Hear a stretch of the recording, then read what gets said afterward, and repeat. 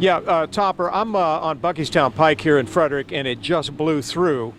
We had to take shelter inside this 7-Eleven. We're under this cover here. That was completely useless. I'm soaking wet from the waist down.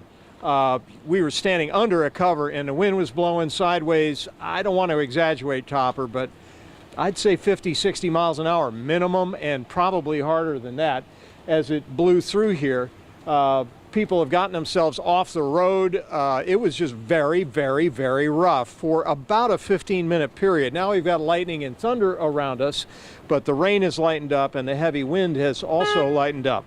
I've been checking the law enforcement authorities here in Frederick, and despite the heavy wind that we just witnessed a moment ago, I'm only looking at 2 or 3 wires down episodes that have been reported to authorities so far here in the city of Frederick.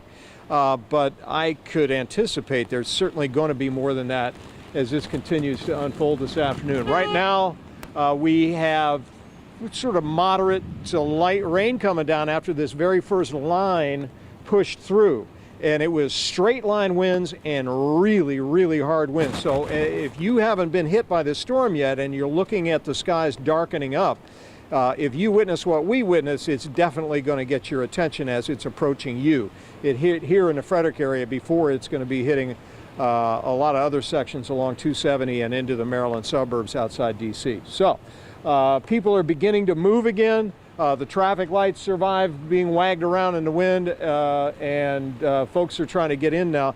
For a moment here at the 7-Eleven where I'm standing, where we thought we were going to be undercover because of the gas station cover, which turned out to be, well, not a great idea.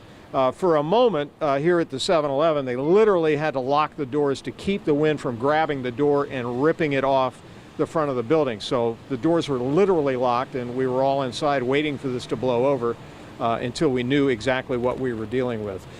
So that's the situation here in Frederick. I know the utilities here in Frederick, that would be Potomac Edison and Pepco, who I spoke with about an hour ago and visited a facility down in Montgomery County.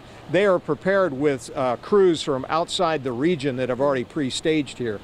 So they are very much thinking about these storms as well. Hey, that's Scott? the situation as we're witnessing it in Frederick right now. Yeah, go ahead, Tom. Yeah, it's Lorenzo here, Scott. You said you're on Buckystown Pike there in Frederick?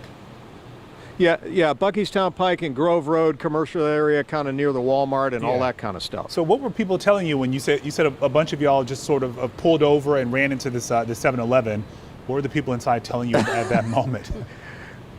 Well, everybody knew it's coming. We all have been watching media, but to witness it in that moment when you got this severe straight line wind, everybody was out here pumping gas. They thought, oh, it's just going to rain.